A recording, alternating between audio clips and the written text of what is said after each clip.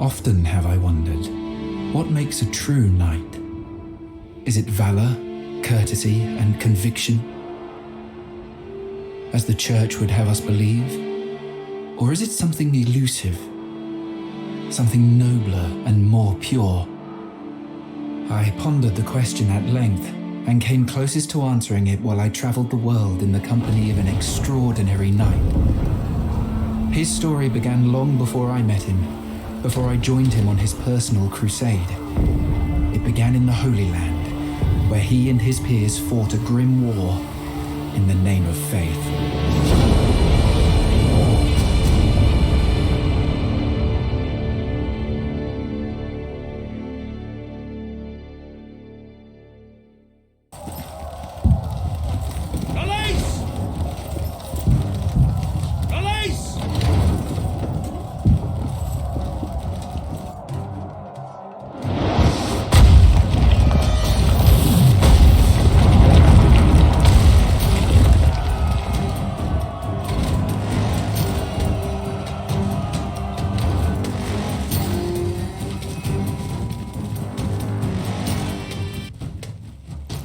What do you think this place is? Ruins, it seems. But they do not belong to the Arabs. Tread lightly. The floor seems cracked and unstable. Oh, don't be such a worrywart. It's perfect. Ah!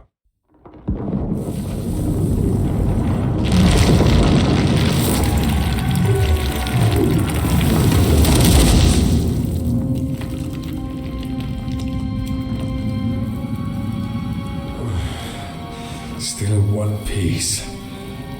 Are you all right, brother? Aye. What is this place?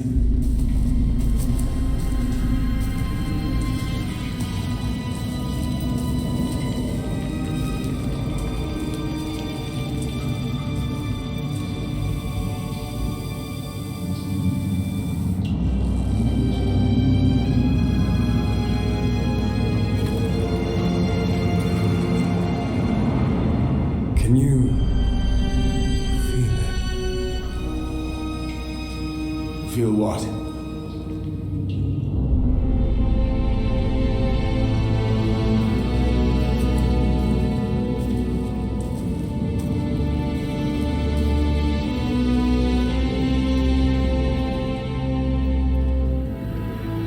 Perhaps you shouldn't.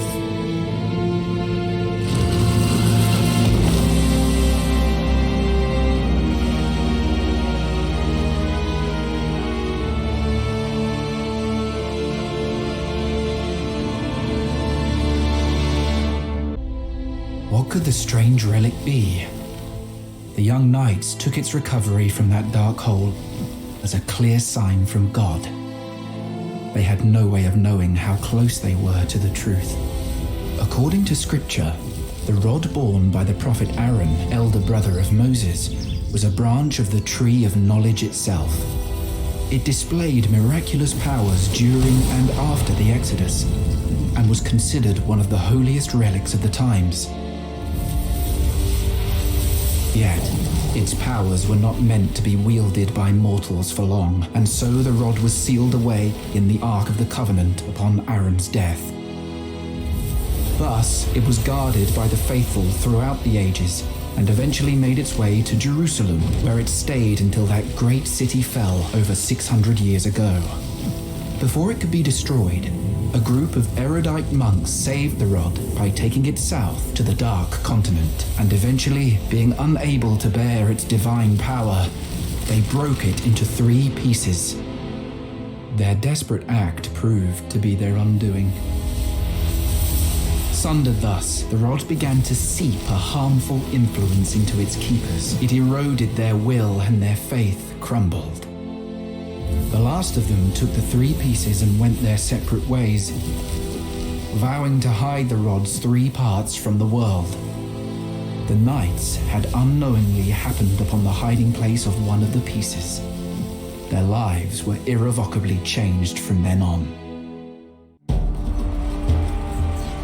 The campaign carried on, and the Templar Knights fought valiantly on Antioch's borders. 3 months later, victory was close at hand, But then the Caliph returned at the head of a large Saracen army. The Templars, surrounded and besieged in a fortress they captured from the enemy, now had to fight for survival.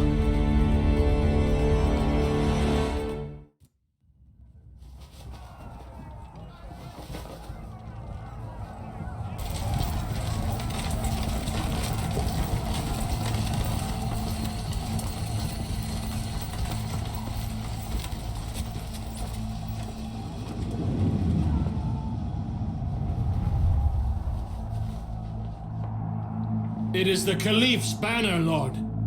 He must be directing the siege in person now. He has the gall to show his face again and play the conqueror. We would have done the same had he defeated us, nay, brother? Rebound and persist. He'll sorely regret coming back here. Looks like the Saracens are about to mount a major... The wall cannot hold much longer! Lord Ulrich charged into the retreating Saracens. Into his death, Lord. What madness took him? I do not know, but we have to follow him. Perhaps we can still rescue him.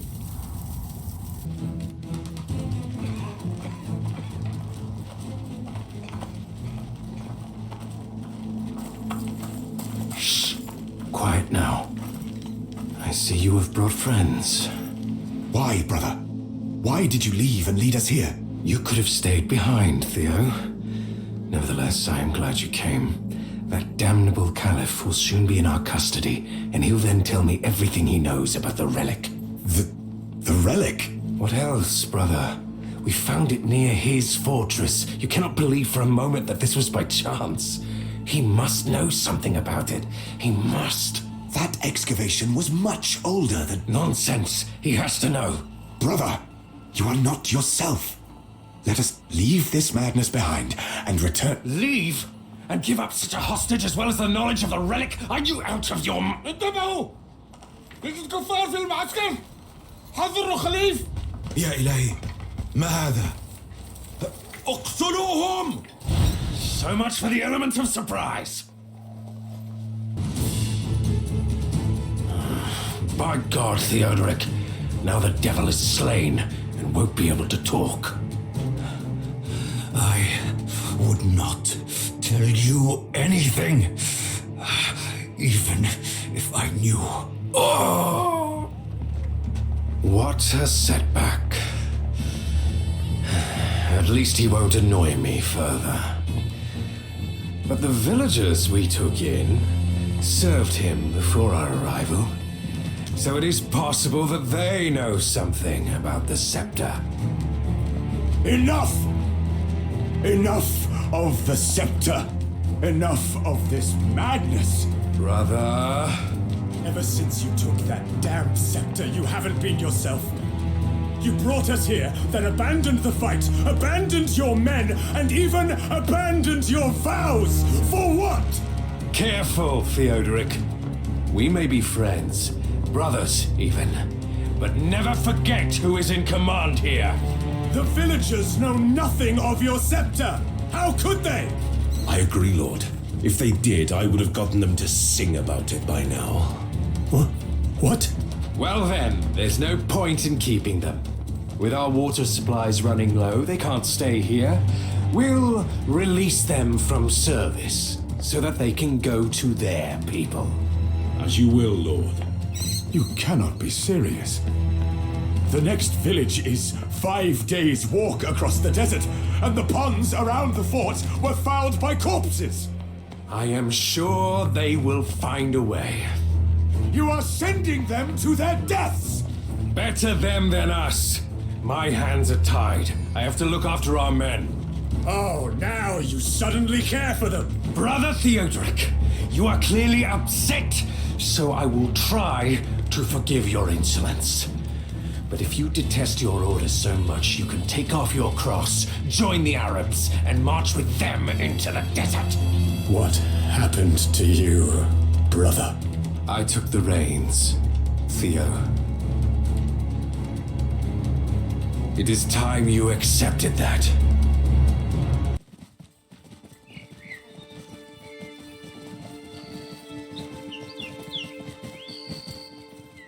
Wait! This is recent.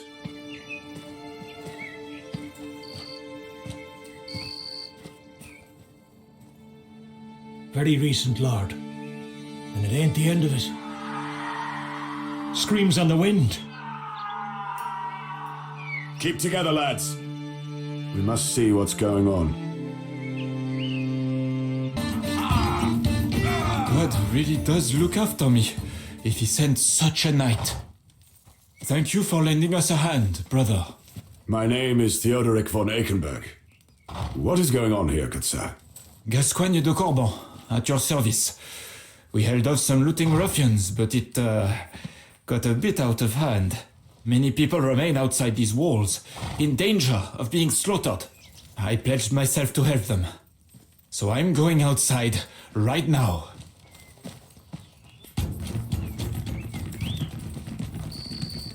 Move it, lads! Move! That's the last of them, brother. All the villagers fled too. But it's a small consolation if we cannot somehow keep those marauders from coming after them. I volunteer to hold them at the bridge.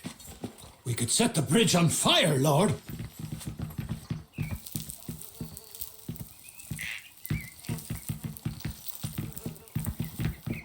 That'll make sure they can't follow. All right, boys. Light it up!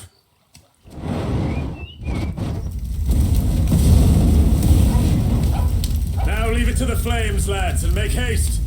We have a long road ahead of us. June 1st, in the year of the Lord, 1217, south of Bamberg, the Holy Roman Empire. And so it came to pass that Lord Theodoric took up the mission of the relics, and we set out to wander across the empire with newfound purpose. Ahead of us now lies a perilous journey, but with the Lord's blessing, we know we will succeed. Our destination is the Black Forest in the far southwest, where, I have learned, a Cistercian monastery may hide answers about the remaining 2 relics. The Empire's roads are busy with traffic, much more so than is customary for the time of year. Many of the travelers are armed and march under strange banners or bear unusual coats of arms.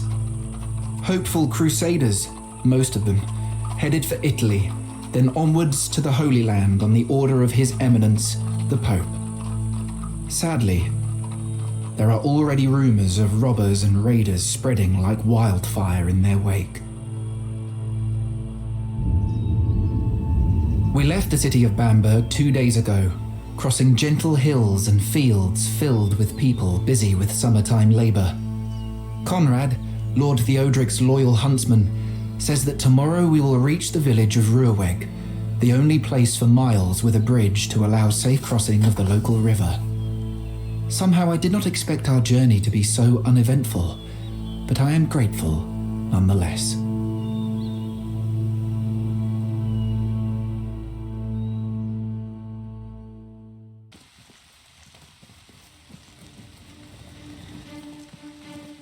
Keep up, lads! The horn was sounded around here somewhere. Is that the sound of clashing swords, Lord? It is indeed.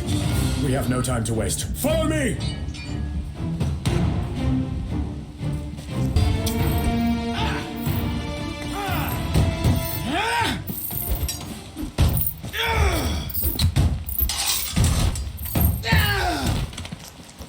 Thank you, brother. You seem to have made a habit of saving my skin. These bastards were upon us without warning. I am glad no harm has come to you. Did you learn anything about our assailants, brother? They are the same people that attacked us in Ruhrweg. Quite resourceful, the dogs. Must be after the monastery, too. Right before the ambush, we saw them vandalizing the village up ahead. The one that belongs to the monks, who seem to be their captives. Then we must liberate them and punish their captors. I like that attitude, brother.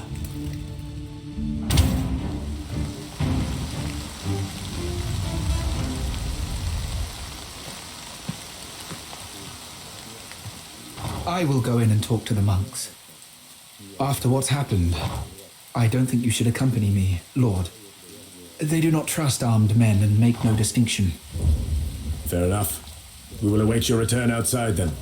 Tell the monks that I am grateful for their aid. I shall. Lord, scouts report a large war band coming our way. They are bound to attack the village. I will need time to learn the monk's secrets, Lord. What do we do? We shall buy you time, good Malcolm. Conrad, gather the men! We must defend the village and hold the enemy there! Oi, brother! Ulrich sends his regards. Ulrich?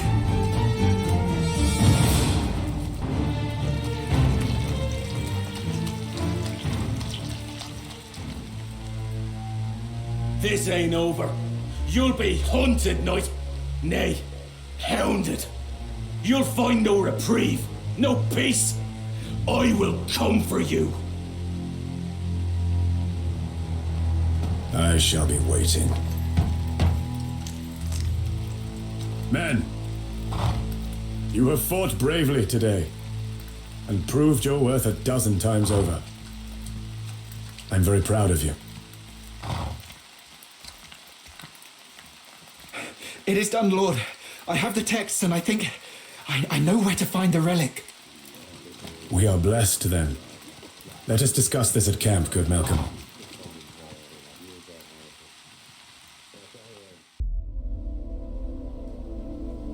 October 1st, in the year of the Lord, 1217.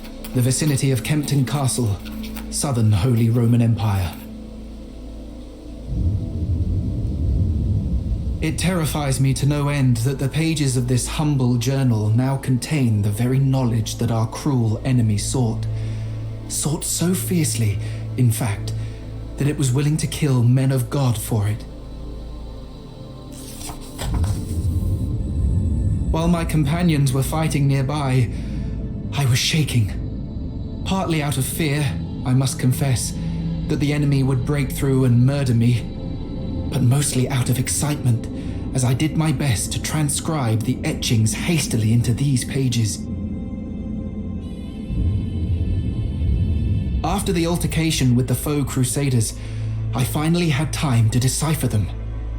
So now we have a heading: Constantinople, where another piece of the relic is hidden. The road ahead is arduous, however, and first we must cross the great mountains in the south of the empire. Alas, the last months have taken a great toll on all of us. If we were not hiding from our pursuers, we were trying to reach the passes in the mountains before winter. Lord Theodoric finally confessed to our companions what he and I suspected: that the man under whose banner these vile crusaders marched is his former battlefield companion, Ulrich von Grevel, a noble lord of great power and influence. We then learned that, besides hunting us, our foe is closing in on Kempton Castle at the foot of the Alps. The lord of that fortress, a certain Reinhard von Kempten, is known to have opposed Ulrich in the past, and it appears the great crusader now wishes to get even. Theodoric and Gascoigne saw an opportunity to gain an ally. The enemy of my enemy is my friend, as the old adage goes. And so we started our difficult advance towards Kempton. As I am writing these lines, the war band has made a brief stop after several days of forced march over rough terrain. Men and horses are exhausted beyond imagining, and only the Lord keeps us going. Theodoric plans to take all of our fighting force and attack to relieve the besieged castle at dawn.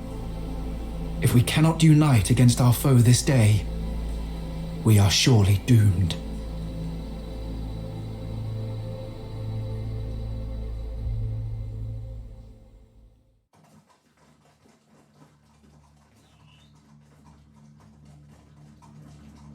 Looks like we're late. The smoke. They are burning homesteads. Perhaps we can still save the castle. If you're to aid Lord Reinhardt, we must act right away. Lord, someone's coming. Wait, it's not the enemy. They bear the colours of Kempton. Are ye friend or foe? We are not here with the Crusaders. Quite the contrary, we've come to your Lord's aid. Lord Reinhardt is indeed beleaguered, aye. But Kempton's walls are yet to fall. Our small force got stranded outside the castle, but decided to rescue the peasants from the marauders, Lord. Good men. We shall accompany you. We must pray that Lord Reinhardt can hold out a while longer. As you say, Lord. These bloody marauders are torturing the villagers all around the territory this side of the river. We'll find as many as we can.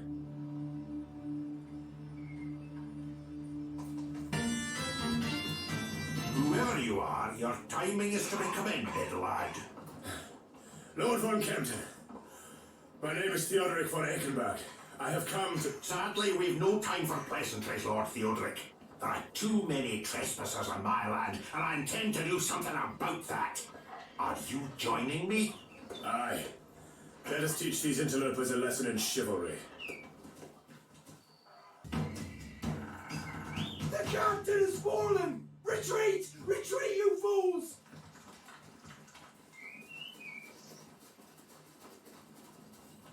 Looks like that was most of them, Lord Theodoric. And what a fine hiding we gave them! Ha! It was an honor to charge into battle by your side, my lord. Alas, many of the villains fled into the hills and forests. Upon my word, we would be remiss to let them escape. Worry not. My men will see to them, knightly brothers. Heroes such as you lot deserve to be applauded, so we will feast in your honor. October the 14th, in the year of the Lord 1217, east of the Reschen Pass, the Alps. It has been almost 2 weeks now since the company left Reinhard von Kempton's castle, accompanied by its lord, and began the arduous, freezing ascent of the greatest mountain in the world. How I hate the cold. One keeps forgetting what true cold is until winter returns each year to give us a harsh reminder. The snow seems to be especially early and abundant this year, having already closed many high passes, threatening to prevent us from crossing the Alps altogether. That would be disastrous for the quest, for we have learned that Ulrich von Gravel and his crusaders are racing us to get over the mountains through Brenner Pass to the east. Thus, Lord Theodoric would not risk taking one of the larger, safer mountain passes, and that is how we ended up on Reschen Pass, and find ourselves marching into the heart of winter. Unfortunately, because of the worsening weather, we wound up in a forlorn part of the mountains. The few locals are fearful and talk of strange creatures roaming the countryside, as expected. Men in wolfskin, horned men of the mountain, even men made of ice and snow. Perhaps the strangest legends are attributed to the king of the mountain, who they call Rubetzal. Some claim he is a giant who commands the wind and snow, waylaying anyone who dares enter his dreadful domain. All of this is, of course, folly, the fearful superstition of folk who have fallen far from God's embrace. Just before going to sleep last night, we all heard the howl of wolves and the blare of strange horns in the distance. I asked one of our scouts if they could be local hunters out to bag wolf pelts. He gave me a curious look and pointed at some tracks in the snow he had been inspecting. These did not hunt the wolves, he said. These went hunting with the wolves. The next morning we'll set out to scale the most difficult length of the pass.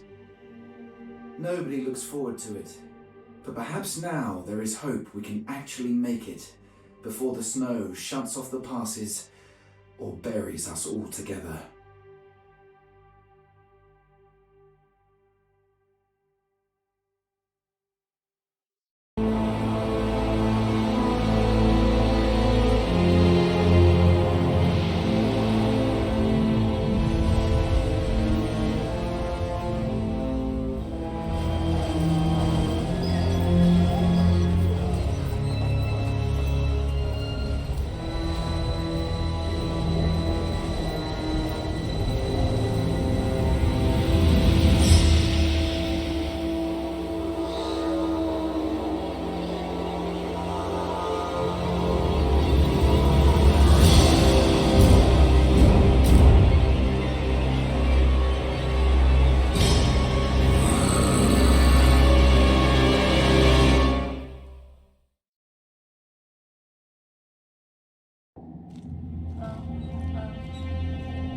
We seem to be slowing down again. It's the slowpokes in the back, brother. Perhaps old men shouldn't go about climbing mountains. Don't you go around talking like that. If he hears of it, you'll be in trouble. That would be the day. Something is up at the end of the line. I shall investigate. You lead on, brother. Get those damn horses moving. I don't care if they're scared of a little snow. What's the matter, Brother Reinhardt? Why do you tarry? Oh, just bloody horses, lad. The usual. Don't you worry about old Reinhardt. He'll be up the mountain. What was that? Nothing good, lads.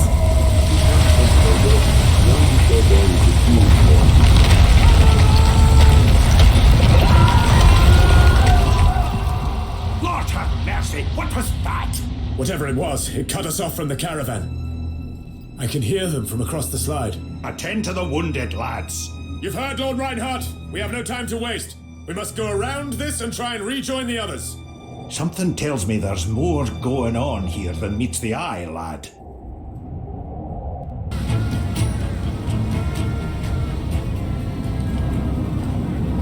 Well, how? Did he flee? There is no body. No tracks either, me lords. Sorcery. Well, anyhow, that was a good little exercise. It would have been if not for the supplies and men lost to the avalanche. Glad you were not buried under the mountain, brothers. I was beginning to think I'd have to finish the quest by myself. Bah, your blood would be painting the snow now, lad, if it wasn't for us. I was fine, thank you, my lord. I could have handled them had you not intervened. Brothers, we should not squabble over valor while the barbarians gather their courage and return with their horned chieftain. Aye, you speak the truth. Lead us on, brother.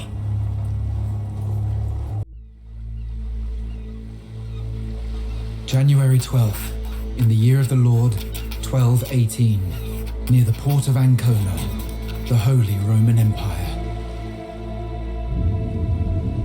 I was certain we would not survive that frozen hell, but somehow we did, though not without bitter losses. The demon king of the mountain and his misshapen minions did their damnedest to bar our path, but the knights fought with God in their hearts and vanquished those creatures of darkness. And so we descended from the Alps just before the winter snow arrived, entering the realm of northern Italia, and finally felt a warm breeze on our faces.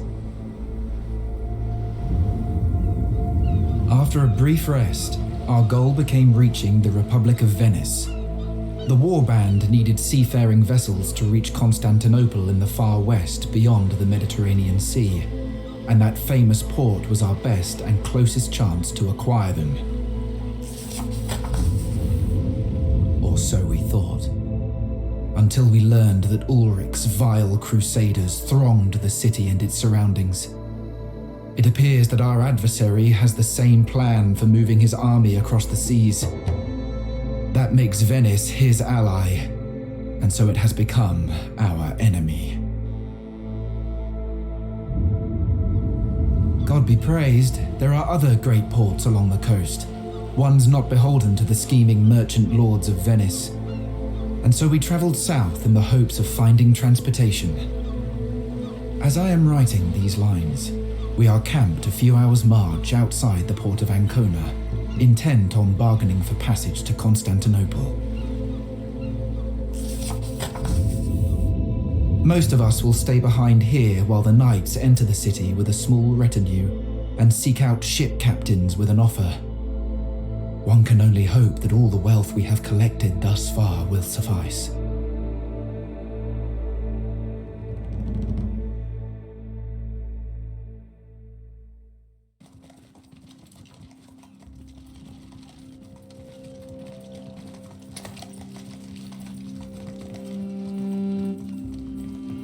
What is the meaning of this? I am Captain Vitelli, protector of Ancona. Put down your weapons, Lord, and nobody shall come to harm. We came to your city in peace. We merely wish to get to the port. Why should I disarm my men? We have done you no harm. These are the black-hearted marauders I warned you about, Captain, I assure you. Do not hesitate. Justice must be served. You are charged with marauding, murder, and arson, Lord. This is your last warning. Put your weapons down. This is a mistake. You leave me no choice. Quickly! They are here! Bar the gate! We are not getting through here. We have to find another way into the harbor. I'm afraid we cannot take you on this trip, but worry not. I'll make sure that news of your deeds reaches faraway lands, brother.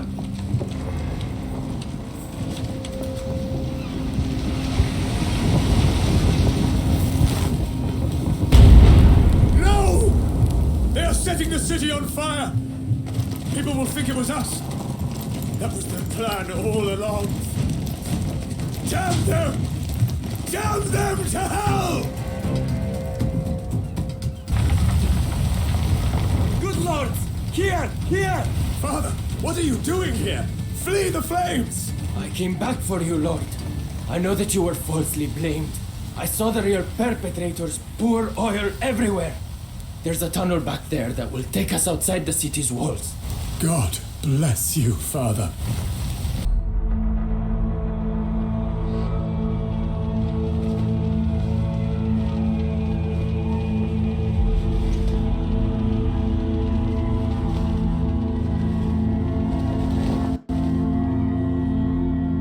What have we done? Nothing, brother. They attacked us.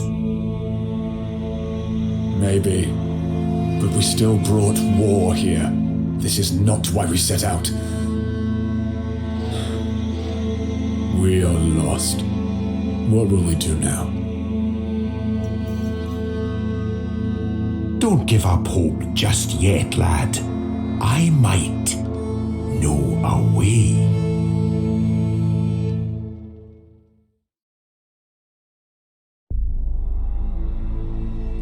February 26th, in the year of the Lord 1218, the east coast of the Kingdom of Sicily. Lord Reinhard did indeed have a plan. He told us of his old battlefield companion who could aid us, a man called Godebolt Leon, a nobleman and knight who had become a powerful lord in the Kingdom of Sicily. It was swiftly concluded that our best, or indeed only, course of action was to move south to reach his lands and beg him for a ship that could take the warband across the Mediterranean Sea to Constantinople. Alas, when the warband finally reached Lord Godebolt's lands, it quickly became apparent that he was in a plight of his own. We learned from him that Venetian mercenaries allied to Ulrich's crusaders had kidnapped his son and heir, Abelard, and invaded his lands. The young man was taken to Ragusa, a wealthy port on the other side of the Adriatic Sea, independent, but constantly and hungrily eyed by mighty Venice. Another Venetian mercenary contingent landed on Lord Godebolt's shores and assaulted his holdings. With his son held captive, Godebolt was indecisive and slow to oppose the invaders, and so he lost his seaside fortress to them. At length he sent his own mercenaries, the Raven Company, led by feisty Icelandic captain Grimhild I. Dottir, to retake the fort, but the siege has thus far been a stalemate. Lord Theodoric, having recognized an opportunity to gain an ally against Ulrich, offered our help. As I am writing these lines, we are headed to the fortress, accompanied by Captain Grimhild. We are to join the Raven's siege encirclement, take the fort, and then, God willing, we shall be free to take Godabolt's ship across the Adriatic. And yet something tells me it won't be that simple.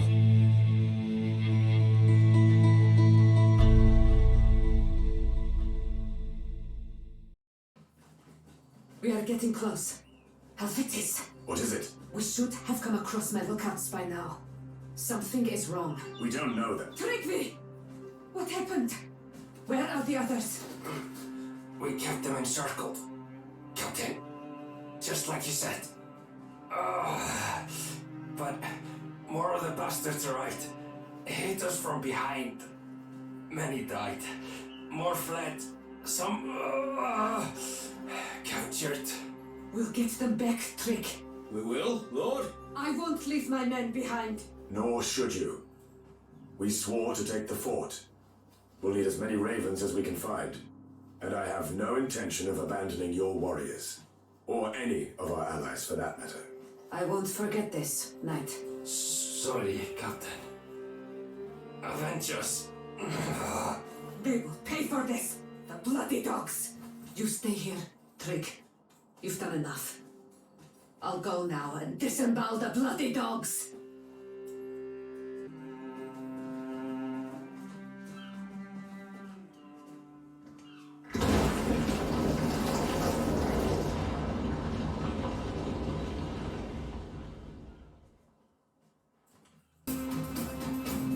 Well, at least they were foolish enough to leave the workshop untouched. They won't let us stroll into the fort easily. We should expect counterattacks while we are here. What about the terrain? Can we approach the walls at all? The terrain is not the issue. The wall, however, will have to be breached. To do that, we'll have to use every resource we can get our hands on in the area and construct siege engines. So we must capture and hold the nearby mines and sawmills for the raw materials. Then let us get to it.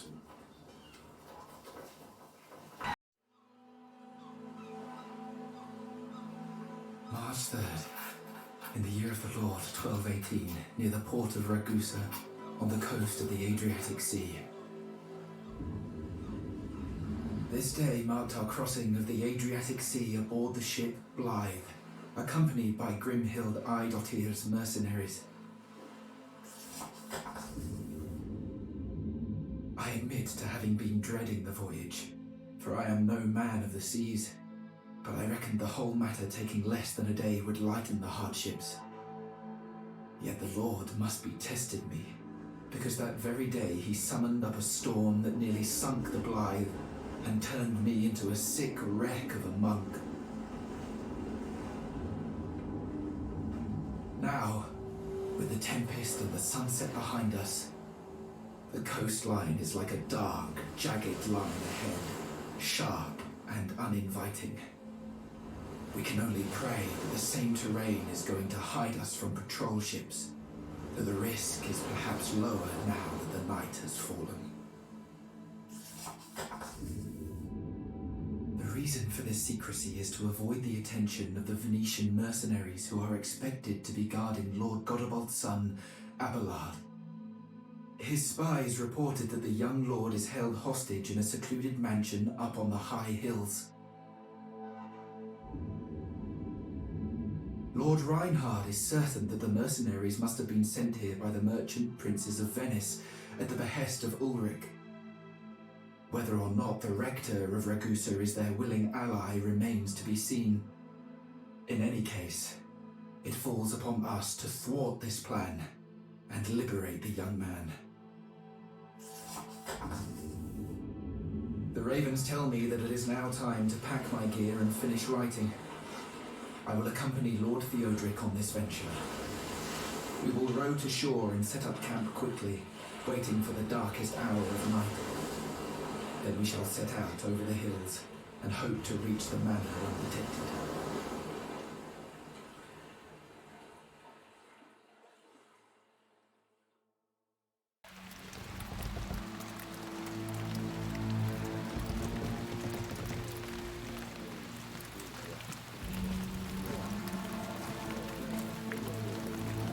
I still think we should take everyone. Who cares about the ship? It is our only way out of here. Let us not deviate from the plan. Half the warband stays behind while we make our way to the entrance of the gorge, then onto the fort. We free young Lord Abelard and fall back to the ship here. Fine. But remember that I warned you.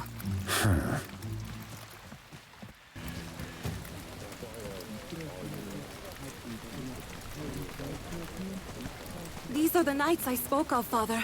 Lord Theodoric here saved our lives. And this city, by all accounts. Welcome. Well met, Rector Kirin. Indeed. But I'm afraid that it is a little early to celebrate. The Venetians are defeated, yes. But many more are on their way. More battles are to be fought. Therefore, we need to prepare for a prolonged conflict. That is not our fight, unfortunately. We were sent by Lord Godebald to liberate Lord Abelard and take him home. My warband also has its own calling, Rector Kirin. I cannot pledge myself to your cause. I see. Most unfortunate. But I understand. Rector Kirin, we've lost our ship during the fight that led us to Ragusa. I was hoping you could supply us with a vessel so that we can return Lord Abelard to his father. Sadly, I cannot spare any vessels for such ventures, Lord Theodoric.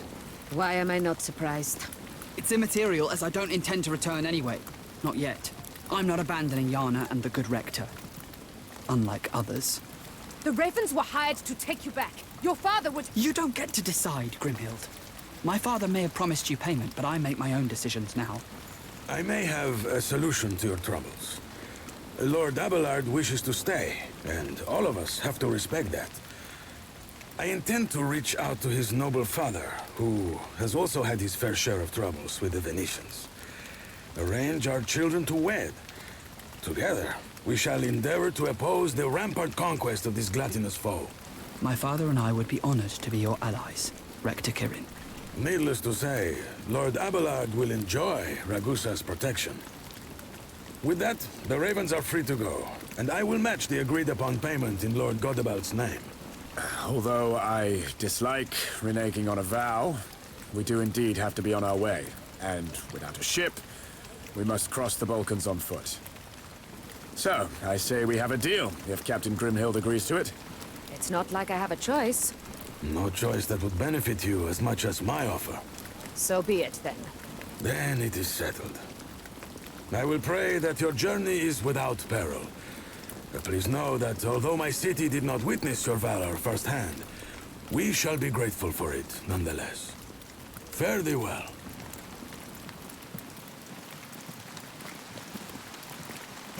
So we just leave, tails tucked between our legs. Aye. In truth, I have had enough of getting embroiled in local strife. The young lord is safe, so we have no reason to tarry. We'll head east to Constantinople, just as planned. What about you? Down south, there are ports that— The Ravens wish to come with you. Don't act surprised. We haven't had this much fun in what feels like ages.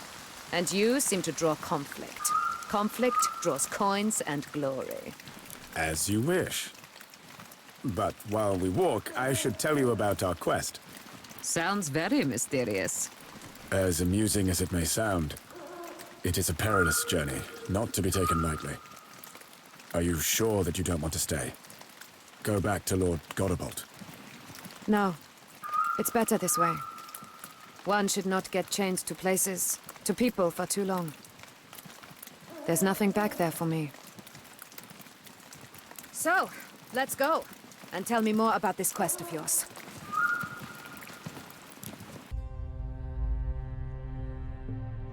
May 5th, in the year of the Lord 1218, west of Nikopol, the Tsardom of Bulgaria. Months have passed since the unfortunate events in Ragusa, but many of us are still bothered by the incident. I am not exempt from it either. The Lord forgive me. A cold anger seems to have taken hold in my heart. We did the right thing in Ragusa. We championed love, liberated captive young nobles, and freed a city from Ulrich von Greyville's tyranny. Yet still, we had to walk away, lost our ship, and had to hide in cold mountain forests for the weeks that followed. Where is the justice in that? Alas, we had no choice. And so we began the long march through the southeastern peninsula to reach fabled Constantinople, where we hope to recover a piece of the relic. In the many weeks that have passed, we encountered strange folk and heard even stranger tales. We are now journeying across the Tsardom of Bulgaria, a land seeing tumultuous times. Lord Theodoric has successfully negotiated passage with all the petty nobles whose fiefdoms we have crossed until recently. But the last lordling took exception with our Western Christianity, and so we have to take the long way around his lands. And so, we ended up trudging through flooded woodlands for days on end in an attempt to cut across to Nikopol on the southern bank of the Danube. This meant sending forth scouting parties to find suitable terrain, usually on rotation because everyone hates the task with a passion. This morning was no different, except the scouts failed to return. We pray that it is only the fog, but in this dark, forsaken wilderness, the warband decided not to wait any longer and set out to investigate. These are not beasts or ghouls, just men. And they are no less dangerous. What happened to our comrades? They must be cursed, Lord. Cursed by the witch we saw. Don't go near them. We must help them. Odd. They seem to be asleep, but I can't wake them. Don't touch them, Lord, or you'll be cursed too. God is with us, and he will not let them come to harm or perish. If it is indeed a curse, someone must have put it on them. Perhaps if we could capture the hag responsible for this, we might break the enchantment. I once read in a codex on witchcraft that when the moon is full and the blood of a young rooster, or even better, an ox... Brother Malcolm. Oh, yes. Curses. Indeed, Lord. Perhaps we could find the source? Some of the foe fled north, Lord. That is where we'll follow them.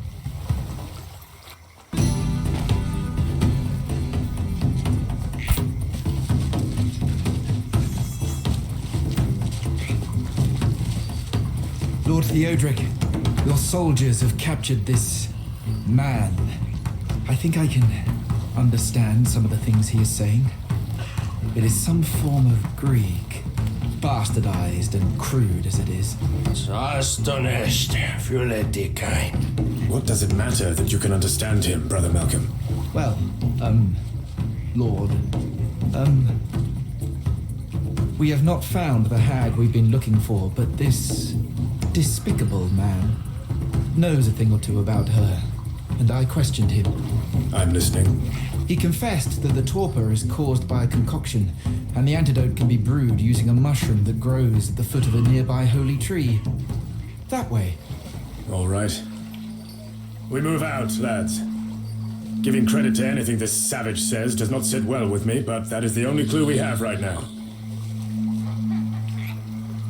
Let's get back into the fight. Is it done? Yes, Lord. I have enough mushrooms in my pouch to wake the others. If it works. We have to believe that God has guided us to this place for a reason. Whatever you say, Brother Malcolm.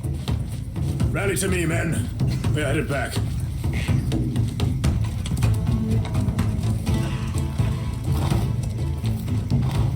My lord, that was the last of the savages. Is every one of our comrades who are cursed accounted for? It's a miracle, Lord, but none of them are hurt. Only slightly dizzy. We lost some of the men in the skirmish, though. I've seen some odd things during my travels, but this tribe and their hags were beyond nightmarish.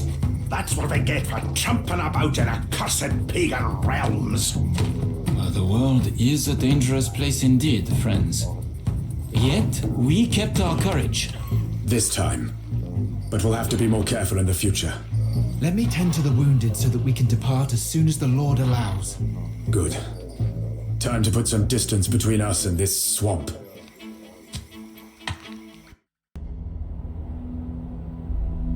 June 19th, AD 1218, Constantinople, the Latin Empire. I must admit that the rest of our stumbling through the swamp has become a haze, but whatever else happened in that forsaken place, eventually we left it behind. How such devilish creatures, such lowly people, such dark magic can exist under God's beautiful skies, I cannot fathom. Only by hiding and scheming in such accursed lairs, no doubt. Thus, we have to consider ourselves blessed that as many of us made it out of there alive as we did, and pray for the companions that perished. The rest of the journey to the capital of the Latin Empire was uneventful for a change, except for the usual hardships of traveling on foot. Days and weeks went by, and so at length, we reached the once magnificent city of Constantinople, the only city that dared rival Rome in greatness, and which fell almost as horribly. It was not 20 years ago that treacherous armies sacked and nearly destroyed it, after they diverted their crusade to breach its walls in their insatiable greed. This sad, partially ruined city is now our destination. But we are not going inside its intact inner walls, where Yolanda of Flanders clings to her rule, barely keeping a tenuous order among the disparate factions there. We instead aim to arrive between the wall of Theodosius and the wall of Constantine, into a ruined, forsaken region where outlaws and broken men rule instead of the weak sovereign. The founding stone back in the Black Forest told us where the two remaining pieces of the Rod of Aaron are hidden. One, in the fabled city of Balbec, lost beneath the sands of the Holy Land, and one, between the great walls of Byzantine Constantinople, below a shrine to Saint Athanasius. Thus, we theorize that the small church we are looking for is among the ruins and, God willing, the secret beneath it has not yet been unearthed. But to find the relic, we may need to deal with the outlaws first.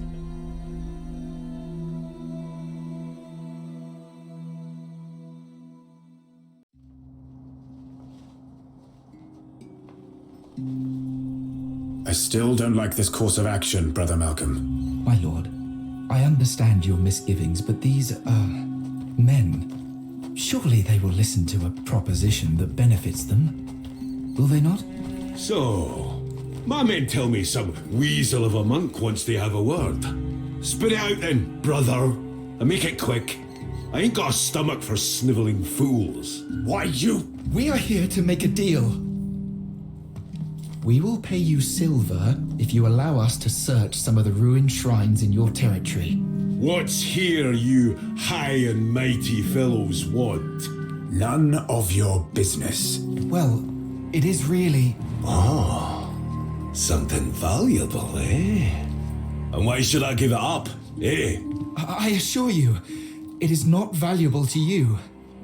Besides, only I know. Then perhaps we'll grab you and make you squeal and tell us. Oh dear Lord.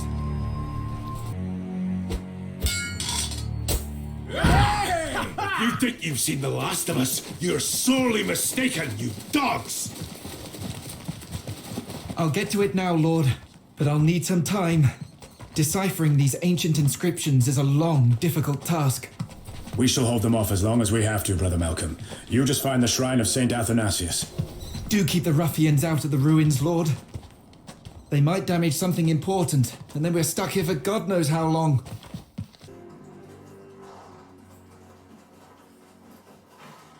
That should be all of them. I shall enter and retrieve the relic, Lord. I'll accompany you. Stay vigilant while we're away. Lord, let me take a scouting party to the city gates. Scout the way and announce your coming. Is that wise after what happened? I do not believe there are any ruffians left in these parts. Still, we should remain careful. All right, take a few men. Stay low and head back in a timely fashion. Aye, Lord.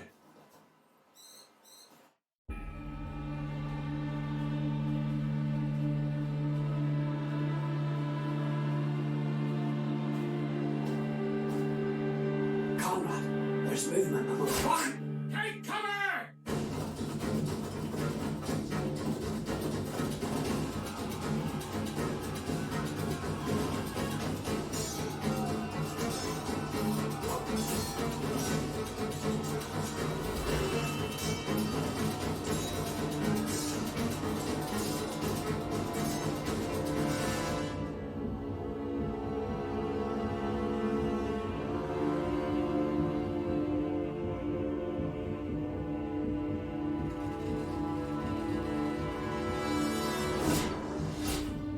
Damn it, man.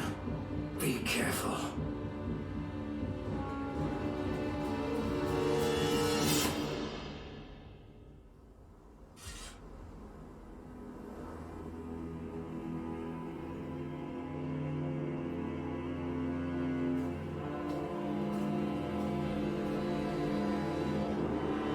What about the captives, Lord? Soon Theodric will realize they've been gone too long.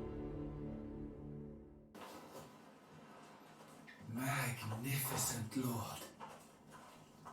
The piece of the Holy Rod is inside the wooden cross.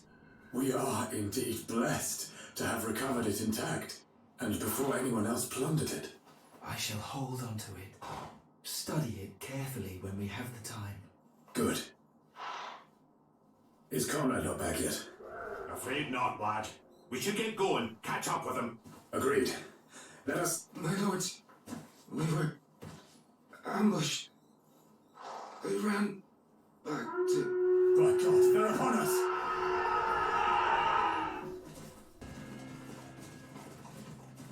Conrad. No! By God, no! Lord, protect us. He's gone, lad. And we'll soon follow him if we can't fight our way out of here. The ruins are crawling with these crusaders. It's an army we can't defeat. I say we fight. Better be slain as heroes than captured like cowards. Finally, a sentiment I can appreciate. Huh. No. No one else dies in vain.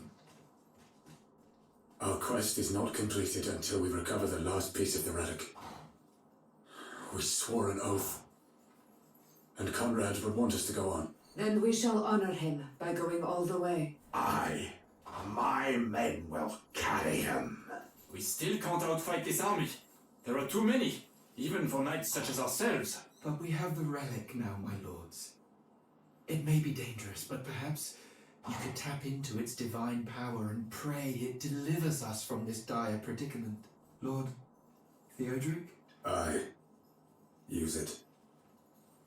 Our only chance is to reach the city gate and enter. We'll be under the Empress's protection and on neutral ground. We shall waste no more time. Let us go and break through.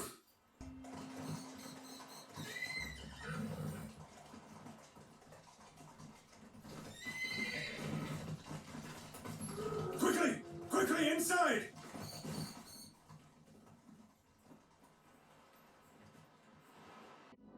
Once inside the city, the Byzantine did not allow any altercations between their guests. Ulrich was about to leave to join his crusaders in the Holy Land, but Lord Theodric would not let him do so without seeing him. without trying to reason with his old comrade.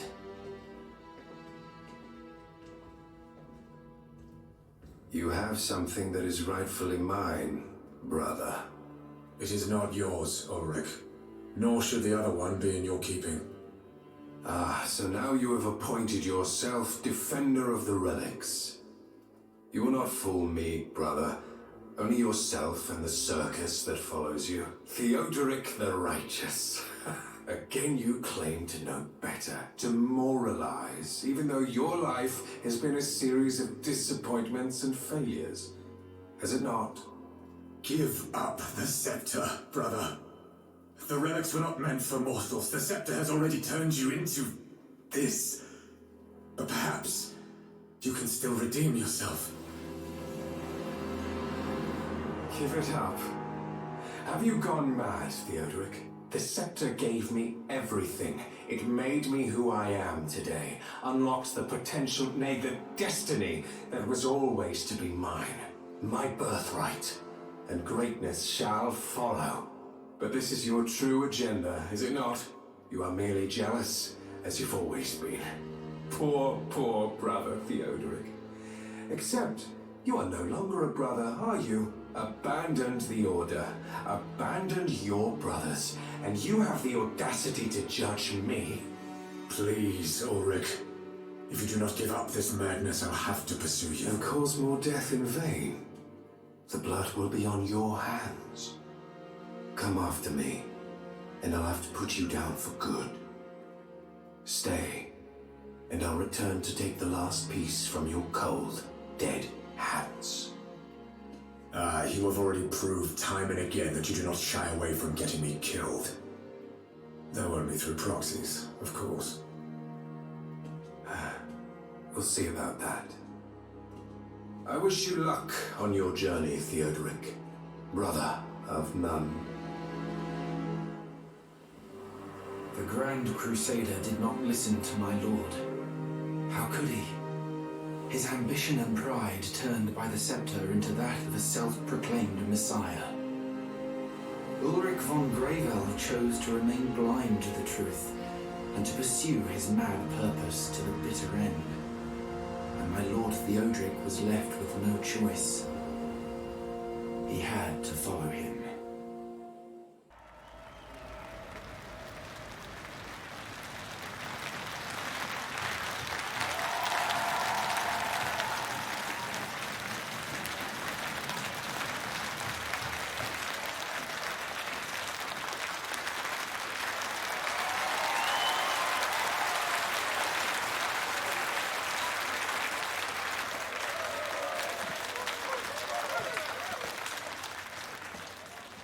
Welcome, good Theodoric. We're glad that you decided to join us. It is us who are grateful, Your Majesty, to be able to take part in these games held in your name. Rest assured, you shall not be disappointed. Very well, Lord Theodoric. Join your men, and let us begin. Hearken, warriors! You are here to honor His Majesty, King Andres II, in a tourney of prowess and courage. There shall be 3 rounds of fighting. Combatants must use practice weapons and fight honorably. May God bless you!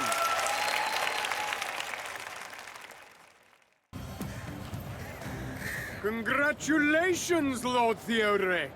A truly valiant display. Woe betide your enemies, I say. Thank you, Your Majesty. My warriors are honored to fight in your name. Perhaps even fight alongside my soldiers in the Holy Land.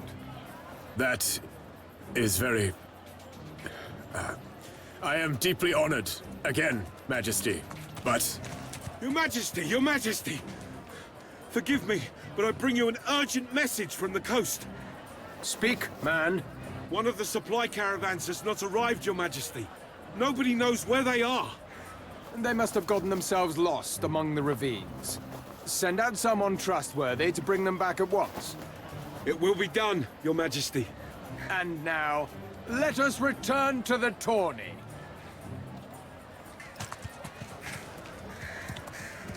Your Majesty, the supply caravan has been recovered, and shall be arriving at the harbor shortly. It seems... Enough. This nuisance is concluded at last. Be gone, and let the games continue!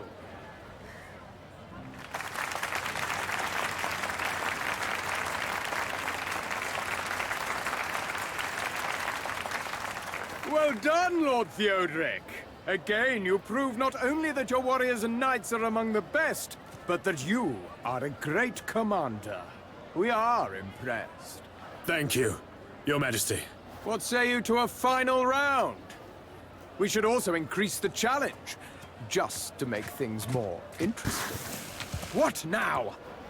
Forgive me, Your Majesty, I beg you, but there is again trouble with the supply caravans. Marauders, outlaws, seem to be attacking them. Get someone competent to deal with it. What trouble could a handful of outlaws stir up? What is it that our men cannot handle, huh? Do not bother me again with this. Have the vermin captured and hanged. Your will be done, Majesty. Am I to understand that we would join the Hungarian king's crusade, lad? Surely not. Just because His Majesty wants us to... Kings are used to getting what they want. Hell take him. He cannot make us. We won't let him. Will we? Let us be at least done with this, friends. Then we can talk about what to do. Valiant Theodoric, the Lord bless you. We could really use your courage in what is to come in our crusade. We know you have a quest of your own, one that you are adamant to keep secret from a king, but surely you could put it off? What Christian knight would refuse a holy mission as the one I offer? Your Majesty, I swore an oath, and... What is the meaning of this? Explain yourselves! Your Majesty! Templars! They... Slay them all! Get the king! Templars? Why would they? Defend the king!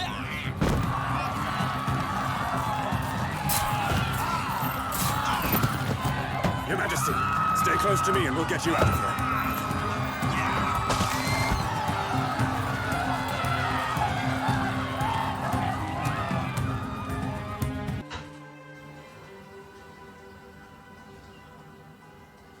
This will do, Lord Theodoric. I shall marshal the men here and strike at the traitors. As for you and your warriors, rest now.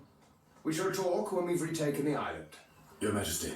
As for you, young envoy, accept my praise for bringing me these fine warriors. Stay with them and take good care of them, and relay my regards to your good master, the Sultan. I shall, Your Majesty. Always at your service. October 12th, in the year of the Lord 1218, the Nile's promontory near Damietta. Once the dust settled following the attempt on King Undrash's life, his army secured Cyprus and chased out Ulric's remaining crusaders. The Hungarian king had a hard time stomaching the truth that Theodoric's old companion had indeed been behind this foul but failed assassination.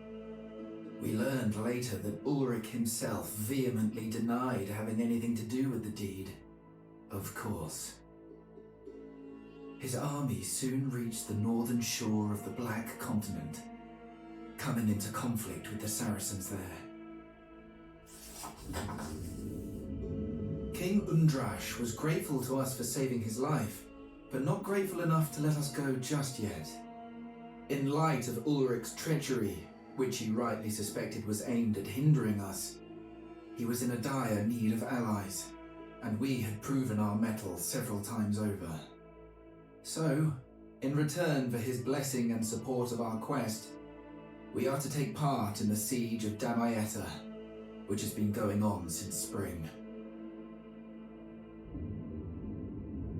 Despite taking the port earlier, the Crusaders were now struggling to breach the walls of the city and the surrounding fortifications.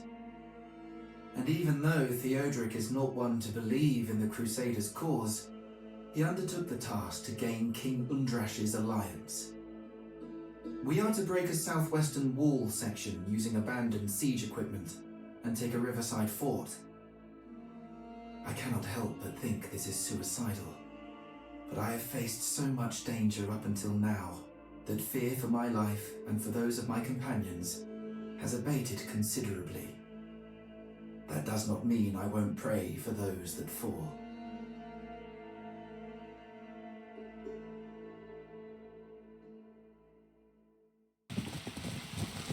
Take heed, men. Many have come before us and crossed this field. You can see what has become of them. Pah! We're made of stellar stuff than these green soldiers were. I would still advise caution. The Ayyubids have repelled Besieged for many months now. Which makes them less likely to resist our attack now, doesn't it? Let's hope that they are as oblivious to failure as you are, Frenchman. Lord, do we aim for the inner wall now? No. Our trebuchet cannot reach those fortifications. We'll need a battering ram to bring down the gate of the main fortress. Unfortunately, the stone stairs prevent us from going straight up the incline. My scouts confirm this. However, there is a path that we could use, one without such obstacles. Goes around the terraced inner court. The ram could make it all the way up. We'd have to break some gates and bash some heads by the looks of it. This plan is feasible. Let us get to it. First, we'll need another base camp. The nearby Ayyubid workshop is ideal for that purpose. Aye, Lord. We'll get to it right away.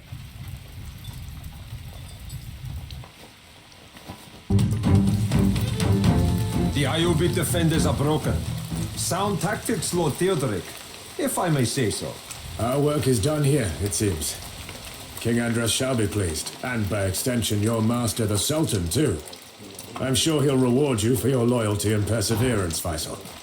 Perhaps you'll be surprised to learn that I'm not doing this for a reward, Lord Theodoric. The Sultan and I grew up together. Worlds apart, yet sharing a happy childhood. So my loyalty is born out of love. At any rate, I feel it is not yet time to return to his court. How so, if you are as loyal a servant as you say? I was thinking of joining your quest, actually. From what I've heard from you all, I think the Sultan would want me to aid you in any way I can. And I personally believe it's the right thing to do, too. In spite of the danger, I can promise only fire and blood. Yes, Lord. I believe that you need every ally you can get. You are most welcome, then, Faisal. We did what King Andres asked us to, so we'll be leaving Damietta soon. For now, let us signal the Hungarians and have them take over.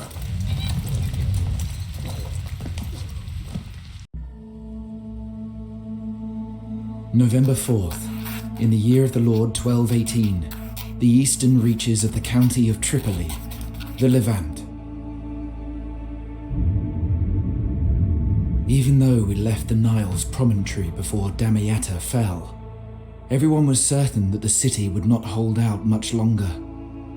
However, we did what we pledged to do, and, being a king of his word, Undrash let us go with his blessing, as well as one of his ships, and so we arrived at Tripoli, a busy port and capital of the eponymous Crusader state.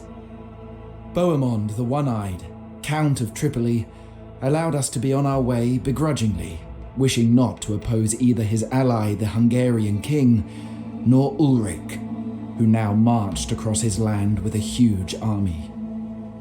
We set out hastily towards Balbec and the last piece of the rod, and learned that another force was on the move. An Ayyubid army was close by, headed north, pillaging and raiding the Crusader states, threatening to bar our passage. It was then that Lord Theodoric came up with our insane plan, after consulting with Faisal, who knew the region like the back of his hand. Since we have no chance of defeating Ulrich's army, we will draw them into battle with the Ayyubids in the mountains, near the lake at Yamun. Then we are going to break the dam above the valley and drown both armies. It is hoping against hope, but it might indeed be the only way. Having overtaken Ulrich's army, which is now in pursuit of us, we are closing in on the dam. The Saracens were also alerted to our presence, all according to plan, and are moving in. If I survive this, it will be a clear sign that God loves me very much.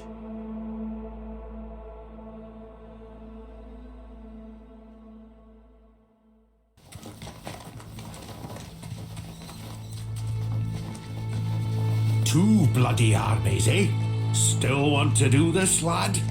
We have no choice. By God, I wish we did. But our only chance is to make it to that dam and flood the valleys. For that, we have to cross the Iobig camp without drawing too much attention. No decisive clash can end well for us, so I say we make the two armies fight. Clever ploy. The Saracens won't know the difference between us and Ulrich's forces. We're all the same to them. I say we weaken their defenses at key points and fall back. That will surely aggravate the Ayyubids, provoking a battle. That could work. Until now, both sides have been posturing and positioning, but the Ayyubids will see our actions as a prelude to an attack. Then it is decided. Stay together, and let us proceed.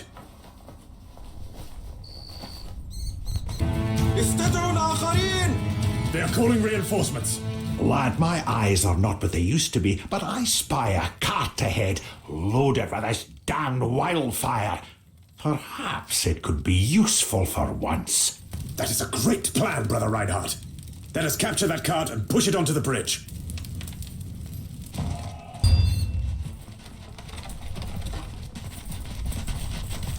The Ravens can keep the foe here, but you'd better make haste!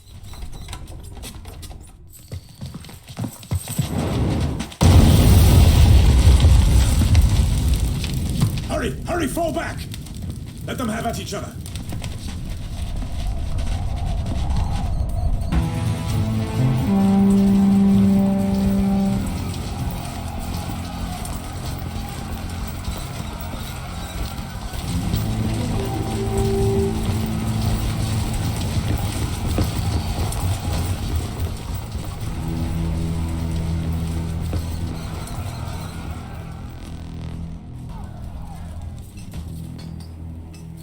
My lord, the Ayyubids still outnumber us, but they are losing their footing. Their right flank is exposed.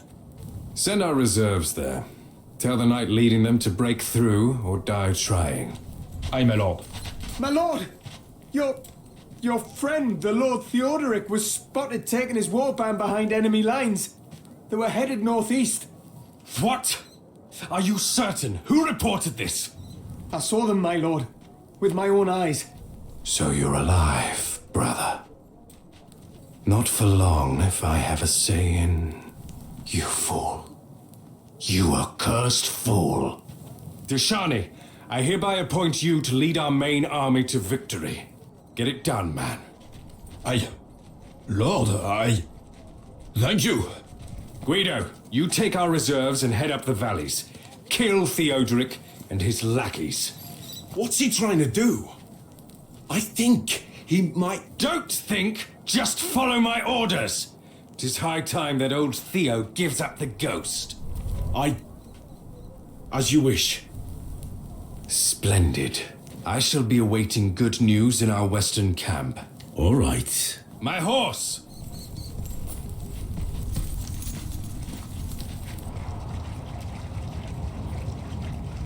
Bastards! Must have seen us enter the valley. Ulrich gleaned our plan. They'll be here presently, with a force that outnumbers us 10 to 1. We shall hold them back.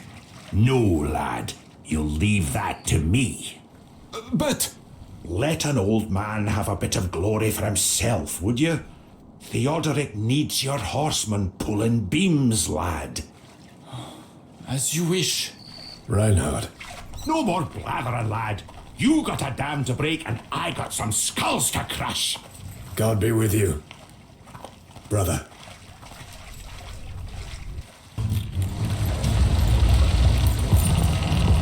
My lord, it's not working. The beams won't budge. I wanted to spare the horses, but we have no choice. If we overexert them, we'll have no means to make a hasty escape with our supplies, brother.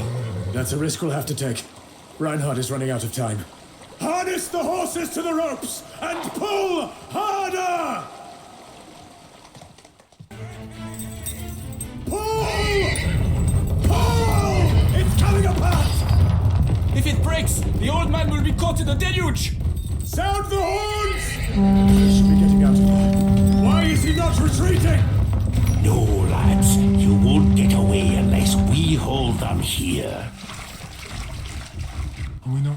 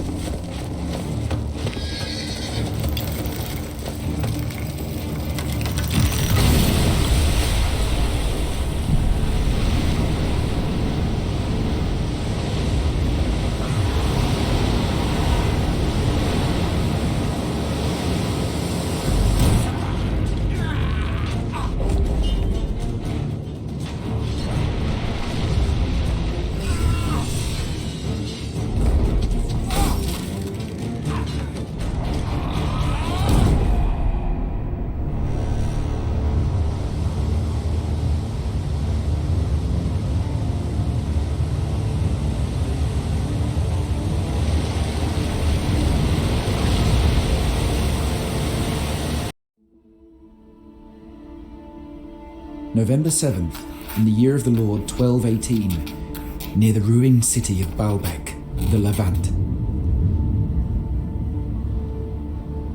The flood that burst forth from Lake Yamun was a terrifying sight to behold. This is what the flood in the Old Testament must have been like, only on a much greater scale. It struck down our enemies, both the Saracens and Ulric's crusaders, like a great hammer, smashing encampments and drowning soldiers. But it was not without great sacrifice. Our companion, Reinhard von Kempten, held the foe at bay with his Teutonic knights, while we sabotaged the dam, and he failed to retreat in time. His loss is most sorely felt by the lords Theodoric and Gascoigne, both of whom looked upon him as a mentor. Yet our attempt to end it here once and for all was in vain. Sensing trouble, Ulric retreated with part of his forces before the hammer fell, and thus survived the flood. The force he has at his disposal is still large and well-equipped enough to pose a great threat to our quest for the rod. What is worse, he is ahead of us now, on his way to Balbec, where the last piece of the relic awaits. Yet, Lord Theodoric is not disheartened, not so close to our destination, not after Lord Reinhard's sacrifice. And so we have spent the last 2 days chasing Ulric over the rough terrain, on and on towards the ruins of that ancient city. How Ulric knows where to go is still a mystery to us, but we have no time to ponder the answer. Dawn is breaking soon, and the survivors of our warband are preparing to move on after a brief break in our death march. Already, the rising sun is revealing what look like ruined walls and towers from several bygone ancient eras. Soon there will be no turning back. I have vowed to hide this journal in case we are defeated. And so this is my last entry, should we fail. God protect us all, if that comes to pass.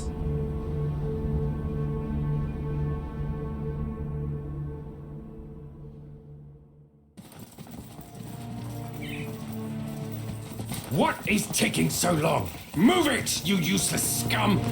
God Almighty, how are they still ahead of us? We have no time to ponder. Balbec's ruins are just beyond the ridge. We must push the attack. Theo! Fate is curious, don't you think? After all I had to suffer and sacrifice, it puts you in my righteous path. You! But you do not have to do this. You can still face the futility of your actions and yield. Then I won't have to put you down. I have traveled across the world, faced impossible odds, fought countless battles. Do you really think that I will forfeit my quest now? Listening to you, I cannot even recognize the brother I swore my fealty to. The Ulrich I grew up with would thank me for stopping this madness of yours. And so, for better or worse, this ends here. If that is what you wish, die now, brother.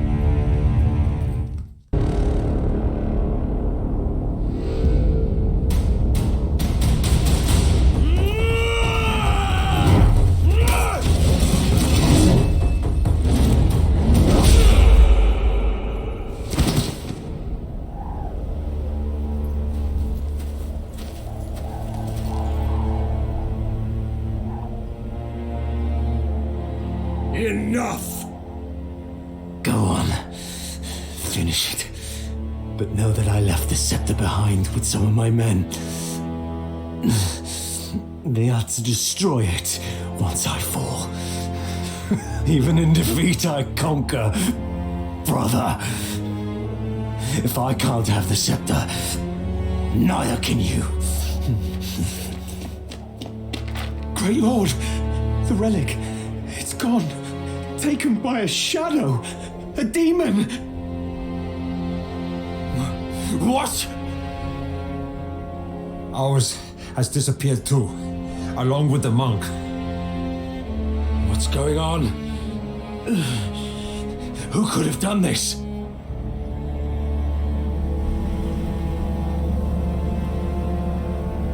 Malcolm.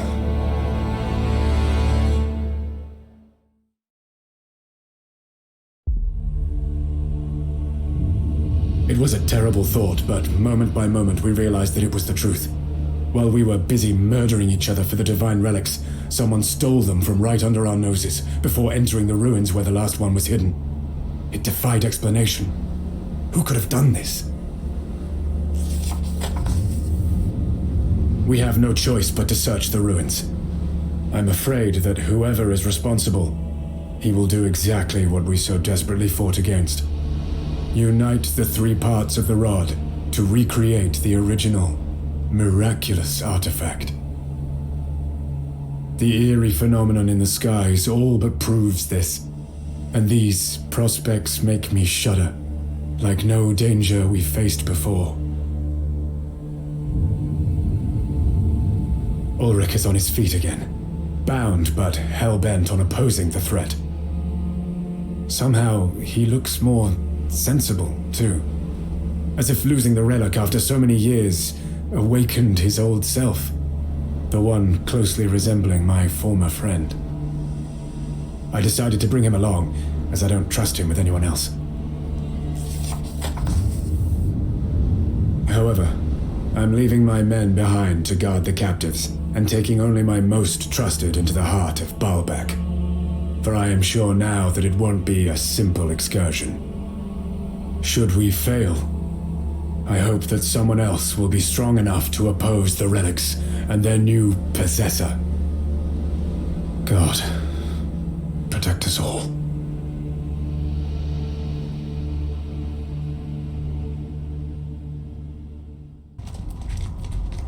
The summit is close, but I'm afraid we're too late. By God, you must be right. The sky looks unnatural. We might still be able to put an end to this, friends. God seems to have drawn us here for this very reason. He's right, Theo. Whatever is happening up ahead, it bodes ill for us all. You should have taken this newfound appreciation of each other as a boon and left here while you still could. You are unwelcome here, Theodric. Malcolm? Is that you? After a fashion. You did this! You stole the relics! For what? To unite them? I demand an explanation! Show yourself! He's not here.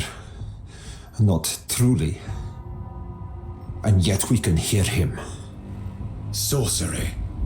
Merely a forgotten art, Theodoric. Surely even you can see its usefulness. All I can see is deceit and treachery. So you were lying to us this whole time? Are you a spawn of Satan? What are you? I'm not a what, Theodoric. I'm a who. I am called Caliban. I know this voice too. It belongs to a man who told me of the relics years ago. Opened my eyes to the existence of the other pieces. He offered me an alliance, a quest to unite the rod. Yes, and that was admittedly foolish of me, because you turned on me immediately upon hearing what I had to say. I underestimated your desire to have the artifact all to yourself. So that is why you masqueraded as Brother Malcolm? To get me to defeat the rival you inadvertently created? Yes, and now that it is done, I have no need of you. The rod is whole once again, you see. So you have no hope of opposing me. No. We will stop your madness, warlock! Don't be a fool. In the right hands, in my hands, the Rod of Aaron will be an instrument to alter the world. It already enhanced my own powers 100-fold. There is no reason for you to be here. Nothing to accomplish. Go. Live. Or stay and face the consequences. We must press on. As you wish. But you've been warned. Curses, Theo! Trust or no, you have to give me a weapon so that I can defend myself! I swear, I will not turn it against you! Your vows mean nothing to me, brother. You should know this by now. Still, there is sense in arming him. We need every sword hand. Aye. That we do. Unbind his hands. Give him a weapon and a shield. Thank you, Theo. You won't regret it. I should have known that there's no point in trying to convince you. Most unfortunate. But you are forcing my hand. He is using the rod! Damn him! We must take it from him and hope that it breaks the enchantment. So you have come. Perhaps the awe has taken your sense, so I'll reiterate. You can't stop me. And you can't harm me. What is it then that you wish to accomplish here? Perhaps this is just another one of your bluffs, Warlock. Let us put it to the test! Oh, it is good to see that your decisiveness isn't gone, Ulrich. If memory serves, not so long ago you were busy murdering Theodoric's friends and loyal followers with the same fervor. I'm sure that in the unlikely event of my downfall, you would simply give up the relics when asked to. For old time's sake. Enough! Forfeit the rod, Caliban. Or forfeit your life. I will not! Don't you understand? The rod is a gift, left behind to elevate mankind. You are just too narrow-minded to comprehend its potential. With this tool, I shall reshape the world, revert it to the Golden Age before the arrival of the false gods and their murderous worshippers. Once again, the old ways and the old gods shall reign. Man shall not feel shame for desiring things, for taking things, for aspiring. And what about those who reject your new world? They will have to learn to live with it or perish. Just like my peers and I had to. When the self-righteous rose to rule over the ignorant masses at the behest of the Christ God. Wiping out my kind without remorse or a second thought. I can't allow that. Nobody has the right to decide what path the whole world should take. Only God. There is no path. It is merely your conceit. Yield! Forfeit the rod! Or face the consequences. I am sad to see it has come to this, but I shall not yield.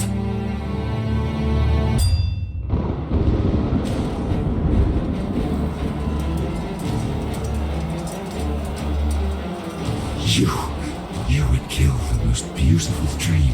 For what? Don't! Let him!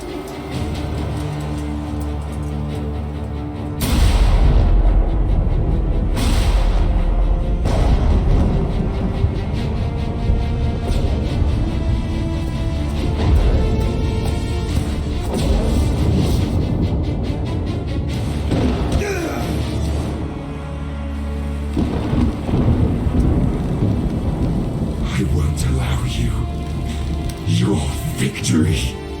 We shall all perish!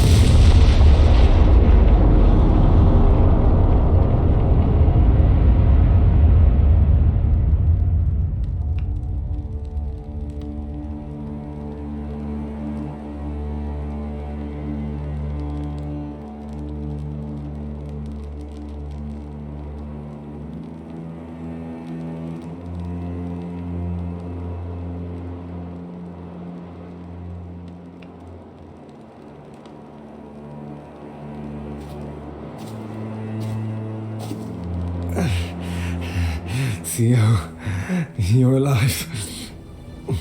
But I can feel the Reaper coming. And I know that I'm going to hell. After what I've done, what I wanted to do. Forgive me. You were right. And I should have listened to you. What will you tell the world? I will tell them that you died a knight. That is more than I could have hoped for. Thank you, brother.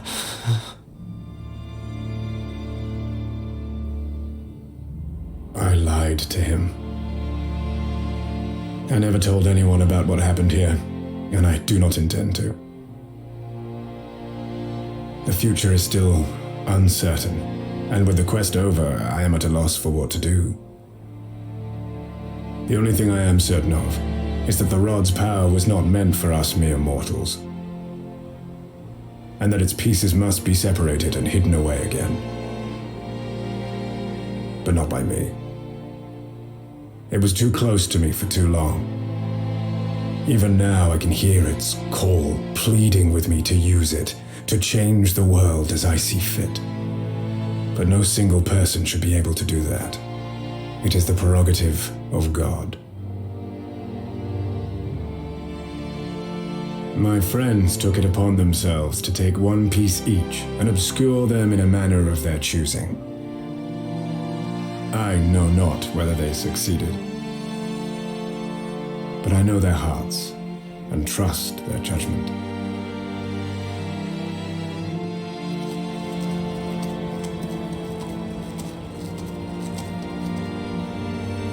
I can only hope that they do not fall for the temptation of power. All I can do is pray for them, and hope to see them again, one day.